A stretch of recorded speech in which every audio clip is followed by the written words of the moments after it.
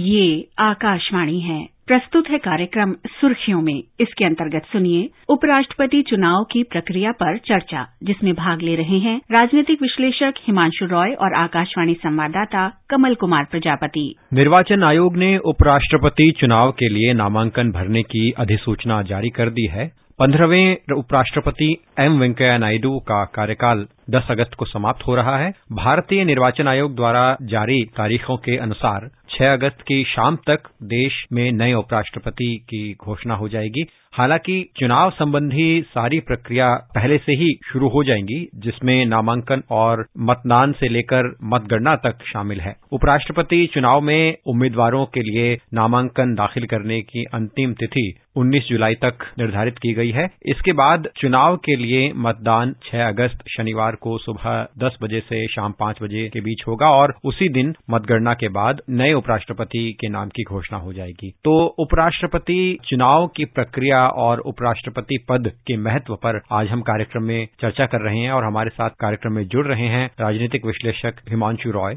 Mister Roy, उपराष्ट्रपति पद की जब हम बात करते हैं तो संविधान के अनुच्छेद 63 में इसका वर्णन किया गया है। तो सबसे पहले हम आपसे यही जानना चाहेंगे कि भारत के लोकतंत्र में उपराष्ट्रपति की किस किस तरह से भूमिका रहती है? 2 महत्वपूर्ण भूमिका है। एक तो जब राज्यसभा का सेशन चल रहा होता है तो वो चेयर करते हैं, और दूसरा जो होता है जब राष्ट्रपति नहीं होते हैं तो उनके एब्सेंस में as the head of the republic, यानी कि राष्ट्र का जो मुखिया होता है सत्ता का, उनके बिहाफ पे, उनके नहीं रहने पे वो देखते। नहीं रहने का मतलब है कि आकस्मिक डेथ हो गया या किसी वजह से उन्हें सत्याच्युत कर दिया गया, हटा दिया गया महाभियोग लगाकर। उस केस में जब तक कि नया राष्ट्रपति नहीं आ जाता है तब तक वो राष्ट्र का और सरकार का मुखिया के तौर पे, सरकार का मतलब है कि हेड ऑफ द स्टेट, और हेड ऑफ द स्टेट जो है वो मंत्रिमंडल, जो प्रधानमंत्री जिसको हेड करते हैं, उनके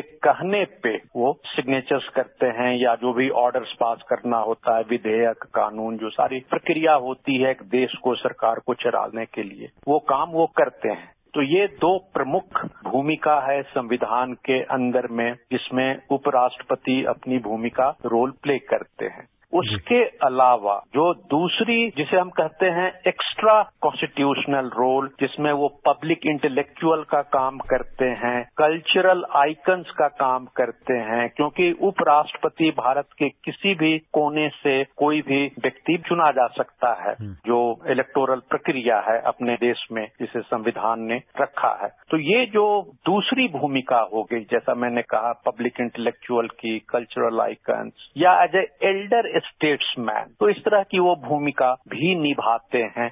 और जो डेली प्रैक्टिस का होता है उसमें हम देखते हैं कि ये भूमिका उनकी ज्यादा बड़ी होती है। जब राज्यसभा का सेशंस चल रहा होता है तो उसमें उनकी वो भूमिका होती है जिसकी चर्चा मैंने की।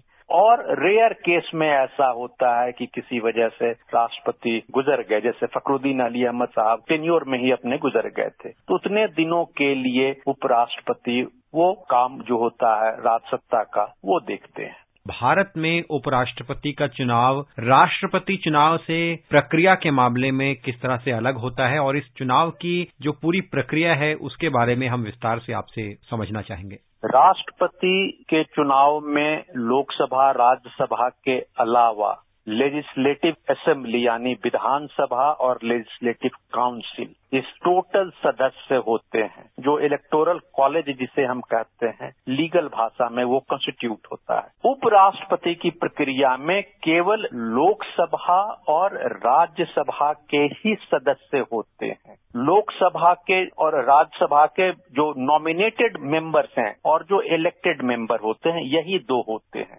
इसमें उपराष्ट्रपति के चुनाव में विधानसभा के और विधान परिषद के सदस्य नहीं होते हैं। तो इस चीज को ध्यान रखना पड़ेगा जब हम जानकारी के लिए कॉन्स्टिट्यूशनल जो पोजीशंस हैं उसकी बात करें। तो जब उपराष्ट्रपति चुनाव का मतदान होता है, निर्वाचन आयोग द्वारा निर्धारित नियम के अनुसार गुप्त मतदान होता है, और जैसा कि ये एक निर्देश दिया जाता है निर्वाचन आयोग द्वारा कि कोई भी राजनीतिक दल अपने अपने सांसदों के लिए व्हिप जारी नहीं कर सकते हैं। तो हम मतदान की प्रक्रिया को आपसे समझना चाहेंगे, जो कि 1974 के नियमों में संकलित है, और साथ ही जो नतीजे होते हैं, मतगणना जब आती है तो उस वक्त किस तरह की प्रक्रिया होती है? सही आपने कहा है कि इसमें व्हिप जारी नहीं होता है और हर जो व्यक्ति है यानी लोकसभा का सदस्य है, राज्यसभा का सदस्य है और प्रेसिडेंट के केस में तो जैसा मैंने कहा कि विधानसभा, विधान परिषद, जो उपराष्ट्रपति के केस में लागू नहीं होता है। तो ये लोग अपनी स्वेच्छा से मत करते हैं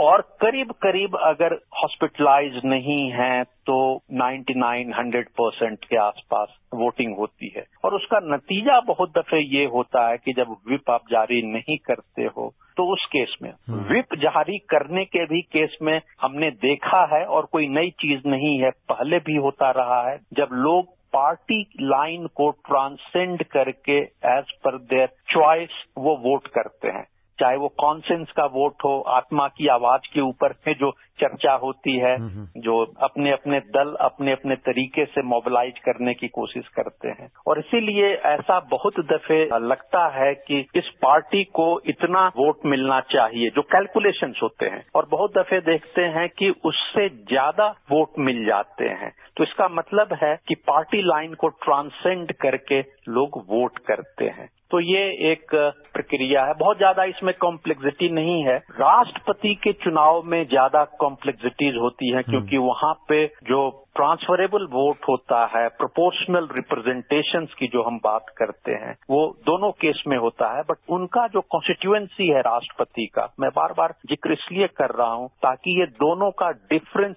समझ में आ जाए। और बहुत बार कंफ्यूजन ऐसा होता है लिसनर्स के दिमाग में कि जो टेक्निकल उतनी जानकारी नहीं है, वैसे ऑल इंडिया रेडियो ने, दूरदर्शन ने या और दूसरे अखबार के माध्यम से जानकारियां काफी हर 5 साल पे या जब भी चुनाव होते हैं तो ये बताते रहते हैं नागरिकों को, बहुत अच्छी बात है। लेकिन इसके बावजूद भी ये एक नागरिक में सवाल बना रहता है कंपैरिजन का। लेकिन कंपैरिजन अंत हो जाता है एक पर्टिकुलर पॉइंट पे, क्योंकि राष्ट्रपति का कॉन्स्टिट्यूएंसी बहुत बड़ा होता है, उपराष्ट्रपति का छोटा कॉन्स्टिट्यूएंसी होता है, बट प्रक्रिया करीब करीब एक जैसी होती है। आखिर में मिस्टर रॉय, उपराष्ट्रपति चुनाव 2022 के सिनेरियो, घटनाक्रम, राजनीतिक हलचल पर आपकी टिप्पणी?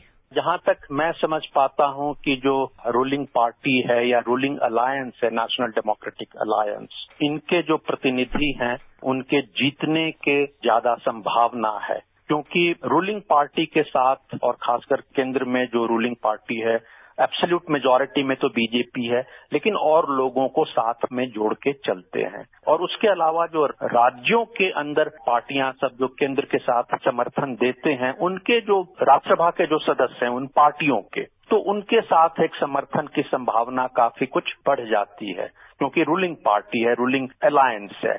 तो जो क्षेत्रीय दल हैं उनके जो रिप्रेजेंटेटिव्स हैं राज्यसभा के अंदर में, तो चांसेस हैं ज्यादातर कि वो रूलिंग पार्टी के कैंडिडेट्स को समर्थन करेंगे।